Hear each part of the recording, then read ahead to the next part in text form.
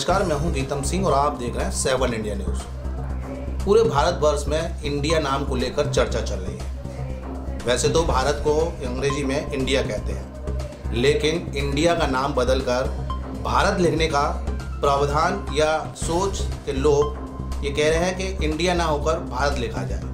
इसी विषय पर चर्चा करने के लिए हमारे साथ हैं, वैसे तो किसी परिचय के मोहताज नहीं है, हमारे साथ हैं नरेश पारस जी, जो समाज सेवी हैं और जो गरीब बच्चे हैं उनकी हेल्प करने के लिए हमेशा तत्पर रहते हैं। तो इनके साथ बात करेंगे आखिर जो इंडिया है उसको हम क्यों बदलना चाह रहे हैं। जी नरेश जी, स्वागत है आपका। धन्यवाद। पूरे भारत में चर्चा चल रही है कि इंडिया का नाम हटाकर भारत ही रखा जाए। क्या मानते हैं आप इसमें, मतलब क्या होना चाहिए?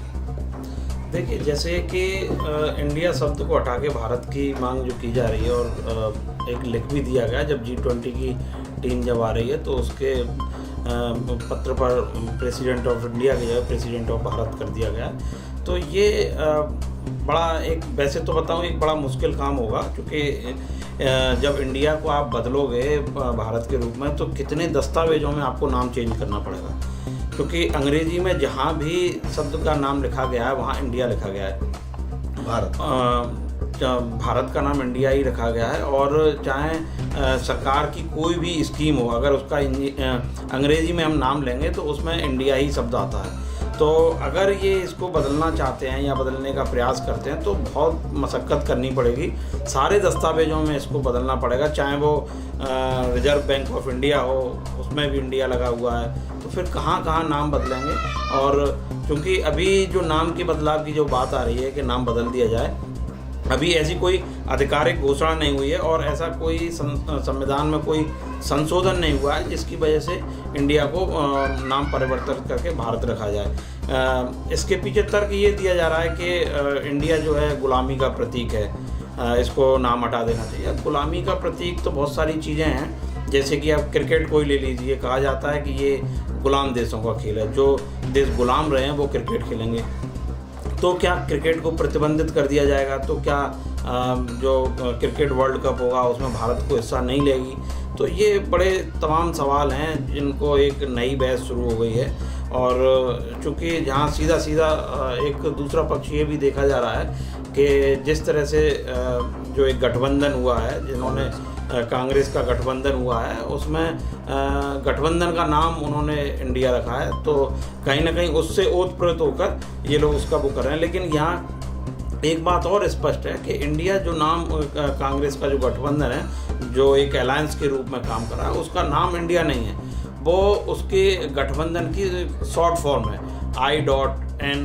इस तरह से पूरा इंडिया को जो डॉट के रूप में रखा गया, एक वो परिभाषित किया गया, वो एक शॉर्ट रूप है। उसको इस नज़रिए से न लिया जाए, क्योंकि कोई भी संस्था, व्यक्ति अपना नाम शॉर्ट में रख सकता है, तो उससे किसी तरह का कोई परहेज नहीं होना चाहिए। और इसको अगर इंडिया को अगर भारत करते हैं तो ये बड़ा मशक्क़त भरा काम होगा। सारे दस्तावेजों में नाम बदलना पड़ेगा, जो मुझे लगता है कि बड़ा पेचीदा होगा। लेकिन जिस तरह से काफ़ी डिग्नेटरी कह रही हैं कि साहब गुलामी का प्रतीक है इंडिया, तो अगर हम ये देखेंगे पूरी अंग्रेजी हमें अंग्रेज़ों ने दी, पूरी भाषा हम लोग जो जितने भी हमारे जो समृद्ध लोग हैं या नेता हुए, विधायक हुए, बड़े बड़े उद्योगपति हुए, उनके सारे बच्चे विदेश पढ़ते हैं, अंग्रेजी स्कूलों में पढ़ते हैं। तो लग रहा है कि अंग्रेजी स्कूलों को बंद कर दिया जाए, क्योंकि अंग्रेजी भी क्या पता हमारी अंग्रेजों की। देखिए, ये बड़ा सवाल है कि जिस तरह से अंग्रेजी के बारे में बात करें कि अंग्रेजी एक विदेशी लोगों की देन है, तो आप अंग्रेजी से पीछा नहीं छुड़ा सकते हैं, आप उससे दूर नहीं भाग सकते हैं, क्योंकि अंग्रेजी आज एक आम जीवन के लिए भी एक महत्वपूर्ण अंग बन गया है। अधिकांश शब्द अंग्रेजी में बोले जाते हैं, चाहे वो किसी तरह के शब्द हों। और फिर रही बात अंग्रेजी मीडियम स्कूलों की, तो उनको भी ख़त्म नहीं किया जा सकता है, क्योंकि बिना अंग्रेजी की शिक्षा जो है अधूरी है। और जिस तरह से अगर देखें तो जो भी एक आम तबके का व्यक्ति भले ही हिंदी मीडियम स्कूलों में पढ़ा रहा है, लेकिन जो सक्षम व्यक्ति है, चाहे वो किसी भी सेक्टर से हो, कॉर्पोरेट सेक्टर से हो, पॉलिटिशियन हो या कोई भी हो, वो सभी लोग अपने बच्चे को अंग्रेजी माध्यम स्कूल में पढ़ाना चाहते हैं। और है भी अधिकांश अंग्रेजी स्कूलों में इन्हीं के बच्चे पढ़ते हैं। तो उनकी मान्यता नहीं ख़त्म की जा सकती है, उन स्कूलों को बंद नहीं कराया जा सकता है। आप जितनी भी अंग्रेज़ी भाषा से जो आप एलर्जी रखेंगे तो वो संभव नहीं है कि आप उससे दूर भाग सकें। नरेंद्र मोदी जैसे प्रधानमंत्री बने उन्होंने तमाम अपनी योजनाएं इंडिया के नाम से चलाई, जैसे make in India, Khelo India, बढ़ेगा इंडिया। तो क्या लग रहा है कि उस समय जब ये नाम रखा गया तो इनके दिमाग में सोच नहीं थी कि आज कांग्रेस का ज़माना आता दिखाई दे रहा है, तो इनके कहीं ना कहीं जो दिक्कत लग रही सामने? देखिए, इस बात से तो यही जाहिर होता है कि जब प्रधानमंत्री जी ने जब उनके अपनी योजनाओं के नाम इंडिया पर रखे और उससे तब उनको कोई एलर्जी नहीं थी, कोई किसी तरह की कोई आपत्ति उसमें नहीं हुई। अभी कुछ दिन पहले ही क्यों आपत्ति हुई, तो कहीं ना कहीं यही देखा जा रहा है, जो जानकार हैं वो यही मान रहे हैं कि जो कांग्रेस का जो अलायंस है उसकी जो शॉर्ट फॉर्म इंडिया निकल के आई है उसी से ओतप्रोत होकर ये उसका नाम परिवर्तन करने का प्रयास कर रहे हैं। तो कहीं ना कहीं लगता तो यही है कि जो कांग्रेस का अलायंस है उससे संबंधित चीज़ें हैं, क्योंकि अगर इंडिया को बदलने वाली बात होती तो जितनी योजनाएं शुरू की थी, जितनी सरकारी योजनाओं में उनको नाम दिया गया था उसमें इंडिया ही दिया गया है। अभी कुछ समय पहले तक भी इंडिया को ही प्रमोट किया जा रहा था और इंडिया के नाम से ही सारी स्कीम चालू की गई थी। तो अब अचानक इंडिया शब्द से आपत्ति होना ये कहीं ना कहीं ये दर्शाता है कि जो कांग्रेस का अलायंस है उसकी शॉर्ट फॉर्म उसको लेकर ये प्रयास किए जा रहे हैं। कांग्रेस का जो अलायंस बना है उसका नाम इंडिया रख दिया गया है, इसीलिए शायद भाजपा के जितने भी नेता हैं उनको इंडिया के नाम से चिढ़ है। ये नरेश पारस जी के बात से सामने आ रहा है। लेकिन फ़िलहाल जितने भी जो लोग हैं जो इंडिया के नाम से चिढ़ रहे हैं, कह रहे हैं सब इंडिया अंग्रेज़ों की देन है, अंग्रेजी नाम है, गुलामी का प्रतीक है। लेकिन जब भारत का नाम हम अंग्रेजी में पढ़ते हैं तो इंडिया पढ़ते हैं, और जहाँ भी हम देखते हैं कि भारत माता की जय, भारत जिंदाबाद, तो तब उस समय इन ऐसे लोगों को जो बीजेपी के समर्थक शायद लगते हैं, क्योंकि मेरे हिसाब से हम जितना देख रहे हैं अपने चैनल के माध्यम से, तो जो जागरूक लोग हैं उन्हें भारत का नाम इंडिया होने से कोई आपत्ति नहीं है। लेकिन जो सामने आ रहे हैं वो सारे बीजेपी के लोग हैं जिन्हें लग रहा है कि कांग्रेस आगे बढ़ रही है, कांग्रेस का नाम इंडिया पड़ गया है, इसलिए उन्हें आज कांग्रेस की जो अलायंस का गठबंधन जिसका नाम इंडिया पड़ा है इस वजह से उन्हें चिढ़ लग रही है। लेकिन फिलहाल अब देखने वाली बात ये होगी कि जो इंडिया के नाम से जो चिढ़ है, क्या इस नाम को ये जो भारत सरकार है ये बदल पाएगी? जो 2024 का जो चुनाव है इसको लेकर क्या भारत की जो जनता है उसको भटकाया जा रहा है कि भारत नहीं होना चाहिए, इंडिया होना चाहिए, इंडिया नहीं होना चाहिए, भारत होना चाहिए।